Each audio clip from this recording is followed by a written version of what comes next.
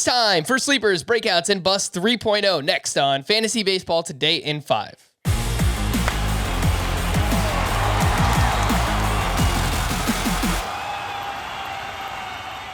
Welcome into FBT in 5. As always, make sure to follow and stream us on Spotify. Today is Monday, March 28th. I am Frank Stanfield, joined by Scott White. And let's start with sleeper number 1. Who you got, Scott?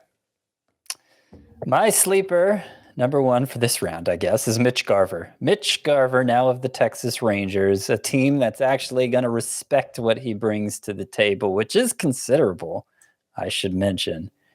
The production, I think, speaks for itself. Last year, Mitch Garver had the third best OPS among catchers, behind only Yasmani Grandal, who walks a lot, and Buster Posey, who's now retired.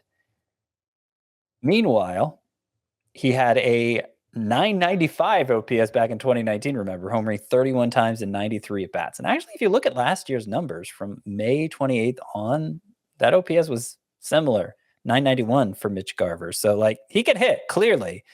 He has suffered injuries in recent years, but more the Twins held him back last year. Like, they were having him split at bats with Ryan Jeffers when he was healthy for some reason. Rangers aren't going to do that. They may even play him at DH some when he takes a break from catching. Garver should be great. I agree with that. He crushes the ball. 17% barrel rate last year for Mitch Garver, was second at the position to only Mike Zunino. It was actually better than Salvador Perez.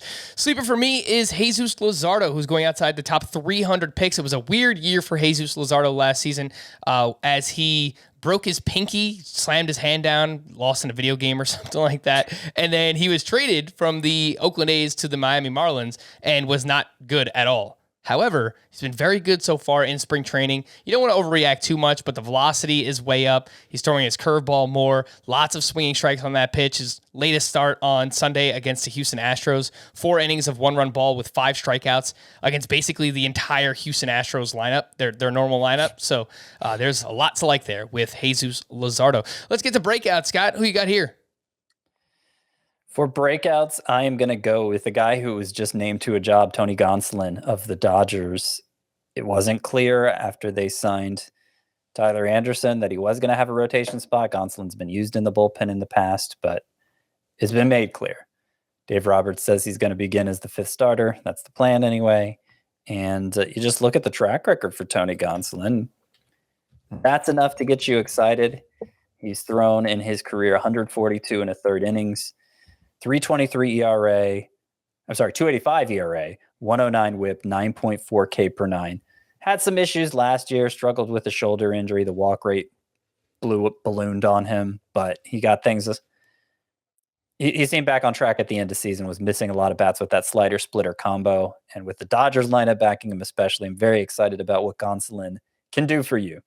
All right, Tony Gonsolin, much like Jesus Luzardo, going very late in drafts. The ADP is 283.4. For me, I'm going with another spring standout, so I don't know, maybe I am overreacting, but Jo Adell so far. He's gone 6 for 22 with 3 homers and 3 steals so far this spring, and last year he took a pretty big step forward. I mean, the overall numbers still don't look good, but he cut down the strikeouts. He was very good in AAA, and he has this unique combination of power and speed. 89th percentile max exit velocity, 98th percentile in sprint speed for Jo Adell last season. So I think there's a chance that we could see Adell go 2020. Batting average might be a little bit questionable, but in that Angels lineup, I think there's a lot to like with Jo Adell. So if you play in a 5 outfielder league, definitely someone that you should target later on in your draft. Scott, a couple of busts here. We have some outfielders, so let's stick with the position.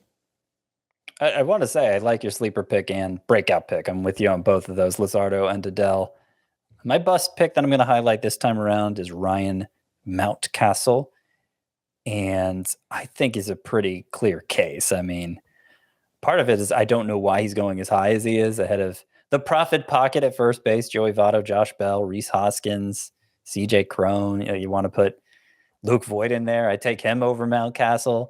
You look at the numbers for Mountcastle last year, like even if you repeated that stat line, what good is it? The 33 home runs, okay, but nothing else is up to snuff. The runs, the RBIs in a bad lineup, obviously. And I was already skeptical of him repeating those 33 home runs because his expected home run number last year.